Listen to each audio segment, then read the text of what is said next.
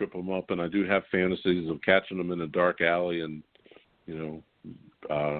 injuring them. But I'm not supposed to say that out loud, am I? No, that's okay.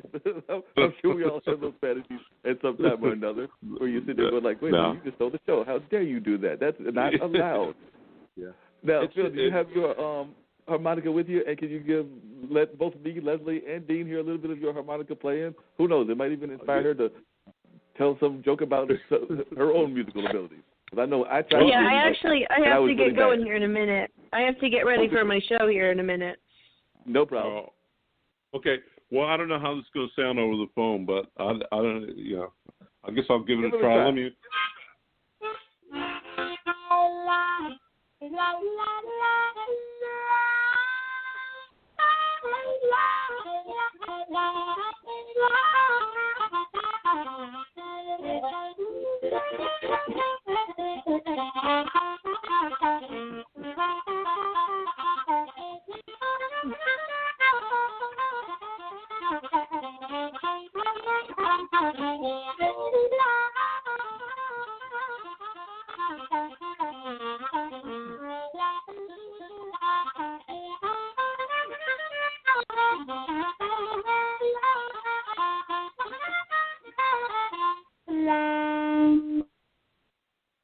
Nice.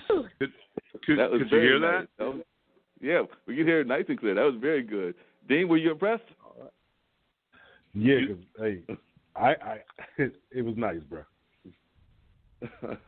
All right, thanks. Yeah. Thanks. Appreciate it. Leslie, do you have any musical abilities, or when you were growing up, were you like me? Because even though I'm a light-skinned African-American gentleman, I did try to play in the band, tried to play the drums. The band teacher looked at me like, sorry, I know that we were supposed to pass out that card at some point in life. You must have missed the line because you don't need to be in my band.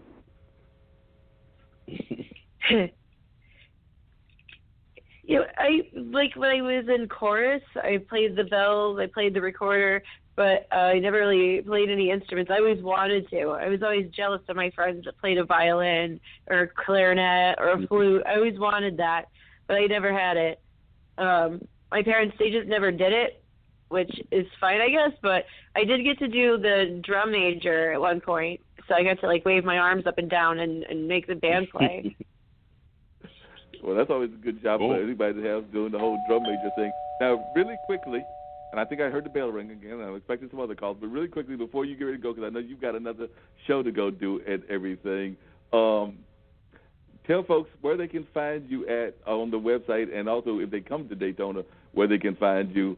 And also, for those people that might be listening to the show that might be in that right age range, because I don't even know what age range you're looking for, and then might be able to fit into what you're looking for in that person since you're a single person, tell them that as well. So if there's a certain type of man that you're looking for, let folks know what that is other than breathing. Okay, so 35 to 45, and I'm definitely out of Orlando, not Daytona. Daytona is a terrible place, but I'm out of Orlando. Orlando, my fault. My friend's laughing at me. Yeah, I have a website, shows by Leslie Joe, LesleyJo, or find me on Facebook, Leslie Joe. And I am just doing all kinds of stuff on all different levels. I've got some new projects that I'm working on that I really can't disclose yet, but they're going to be a lot of fun and also kind of dating centric. But I'll have some announcements for that on my website soon. But yeah, I've got some excellent headliners coming up, and yeah, definitely check me out on my website. That would be great.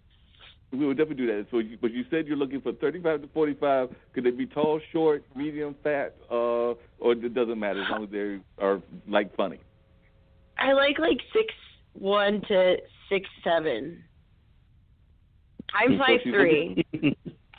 So the 5'3" woman is looking for a basketball player. We got you. So we can find you a basketball player that's out there somewhere in Orlando that's somewhere between, I think you said 35 and 45. Or a golfer. Or a golfer. That's right, because golfers are tall, too. There are some tall golfers out there. There's some short golfers, but there are some tall golfers. I would mess with a golfer. But yeah, somebody that like understands that I live a busy life, and I'm on the grind right now, and I need somebody that's cool with that. Yes, that is always something that folks have to be aware of with anybody that's a performer, is that they have to understand that grind element, because Dean is fortunate. He's got a wife, but you definitely have to have somebody that is able to relate to what you're doing and able to support you in the grind, because if there have been cases where folks have not been willing to help you out, and I'm sure even Phil can relate to that. So that can be you don't have a supportive person behind you. I have learned that. You can't be holding me back. Yep, exactly. Yeah. Well, I'm going to let you get ready to go through the show and prepare for it, and we will definitely let folks know about it, and I've thoroughly enjoyed having you on, Leslie. Stay with us, Phil, and I think we've got one more caller on as well. So I think it might be Thank Angel. Thank you so much for having me. I had a blast. All right. And we'll have to get on your podcast at some point. Yeah, definitely. I've got a podcast called Tidbits. You can call into that. We can certainly set that up. We'll have to do it in the next couple of months, because my podcast mate is going to China. So it's going to be he's going to be out of town for a minute. Okay. So, yeah, I can do that. And I can, like I said, I went to Milwaukee at Marquette, and I'm still a beer drinker, and I've got a friend that actually distributes a couple of beers. So I know a little bit about the beer scene as well, so I can talk about that as one as well. So I'll try to talk to you at some point about getting on one or both of those. Yeah, it's State of the Beer Union and Tidbits. All right, sounds good. And we'll talk about Awesome. Dean. I'm sure Dean can join in the conversation as well. Appreciate you. Awesome. Thank you. Have a good night. All right, Bye. have a good Hey, night. did I hear the phone ring again? You sure did, and the person is now on the line. So welcome to Straight Talk with Dean and Mark, who is with us this evening. We are Anythig Entertainment. It's Angel Sessions, Rodney Cruz, and Demetrius Guidry. Hey, Rodney right. Cruz. I'm sorry, was Rodney, and who was the other person? Rodney Cruz, Angel Sessions, myself, and my other partner, Demetrius Guidry, at Anythig Entertainment. We're the founders. Yes, I didn't catch Demetrius. I'm glad to have you on the show, Angel. Like I said, when I saw that you were really taking off with the music that you're doing in L.A., and when I read about your history, I was like, wow, she's just been doing all kinds of amazing things. Me and Rodney, and Dean will get a kick out of this, we actually met years ago because of an unusual kind of environment, but I don't know who started it, but there was a website called that Candy started, but I can't even remember Candy's real name, but she was like an internet model type lady, and she invited several people on, and it was almost like a online club. I think I've talked about it on the podcast before. So we would all have different roles. Like it was me doing the DJing along with a young lady from China, and then there was different other people calling, James Page out of, I believe, Milwaukee, and different other folks that would call in and request music. But it was almost like for lack of a better term, an online nightclub, because none of us were in the same place. I think there were people as far away as Malaysia. And we would all just kind of like chit-chat late hours until like about, I think we would start at like 11, and sometimes I'd be up on that computer till like 3 or 4 doing that thing that she had created on her webpage. I don't know if you remember that, Rodney. Yes, I remember that. Yes, definitely. Candy, I think she's in Paris now, is it? Yeah, I think so. Last I heard, I think that she was in Paris. I think she might still be pursuing some of the now stuff you're that starting she to was spark a little. Okay. Yeah, and I think the other lady was, let's see, her name is in the back of my head. It's like DJ Alicia or something like that? I think she still has like a Facebook account, social media account. I just can't remember her name off the top of my head. Yeah, I know exactly what you're talking about. Yeah, I can't remember her. I think it's Alicia, and I think she's the one that was out of either Thailand or one of the countries that was in Asia. And like I said, I would do mostly R&B, some what people call Southern blues, as well as whatever some people would request house and things of that nature. And then there was other people that requested music that I literally would have to get on my YouTube, because that's how we were providing the music on the web page, and research it, because some of the things they were requesting, I'm sitting there going like, I have no idea what this is, but I'm going to find it some way or another. So tell us about Atlas Entertainment and how you got involved with Angel, because like I said, when I read her bio, I was sitting there going like, wow, she has been really involved in the music business for a while. And also, I've still got Phil on the line, so I was wondering if either of you had done any work with blues music, because part of what we were talking about earlier was how a lot of the music that's out now is borrowing from the more traditional sounds and the older sounds of jazz and blues and are inspired by that, because Phil Wiggins is part of the Piedmont blues sound and has been part of that for a number of years. Probably, how long have you been doing, Phil? Probably about 40, 50 years? Yeah, right between 40 and 50, yeah. Okay, yeah. cool. So 45 years, yeah. So tell us how you got involved with the Atlas Entertainment, because I was thinking y'all have a music award that y'all are getting ready to put together, and also how you hooked up with Angel and started creating what she's got going on, because I was really impressed with what she's doing. Well, Atlas Entertainment is going to be, where we are is we're somewhere, I could say, mid-level. As far as indie and mainstream, we're somewhere in the middle. We're making Atlas Entertainment a company for kind of putting independent artists on a bigger platform. As you probably know by now, the industry has been, I always say it's been poisoned because of politics. If you watch a vast majority of the award shows, things of that nature, it's all politics. It's only so far so many artists can go. We're trying to create a platform now where the playing field is even, it's level. You know, everybody has a chance to get what they're trying to get. It's we know this person.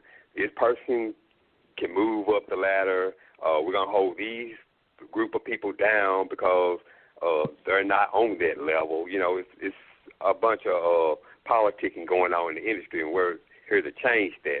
That's why we get our motto, change the game. Angel is a legend. Yes. She's a legend.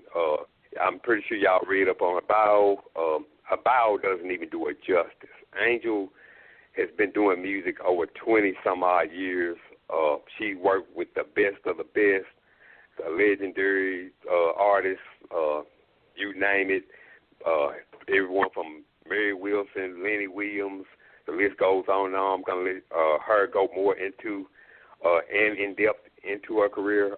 She currently has out this single that means the world to her. She worked very hard on it, done a great job on it, and is killing the charts right about now. The title of the track is Missing You. She dedicated it to her mother, but not only is this song just for her personally, it's for anyone who's lost a loved one or whatnot in their life. Angel, I'll let you kind of reiterate on what I've been telling them as far as what you're doing, what you got going on, as far as your career and whatnot. Definitely. Yeah, Angel, I would love to hear more about the song Missing You and everything, because like I said, I definitely know a lot of folks that have lost somebody in their life, whether it's their mother, whether it's their father. I'm fortunate that I have both of mine still living and my younger brother still living, but I know friends of mine that have lost a lot of relatives, some that have even lost people that were younger than them, meaning that they've lost kids or nephews and things of that nature. I have a aunt that lost her one of her daughters at a very young age, actually, and during childbearing and everything. So just tell us a little bit about that song and what it means to you and how it came about, because, I mean, that's just a song that I'm sure hits a lot of people and hits them in the heart. Yes, thanks for asking. My mom's death came suddenly. It was unexpected to us. She came down with cancer. We found out she had cancer in 2017 when she was diagnosed. And I had been doing a lot of praying and, that God's will be done, but that he will, help my mom through this. And it was, when she found out she had cancer, she was already at stage 4 of colon cancer. So it was already bad when she first found out, and she was already kind of deteriorating. And So I did all I could to, try to take care of her and, go to San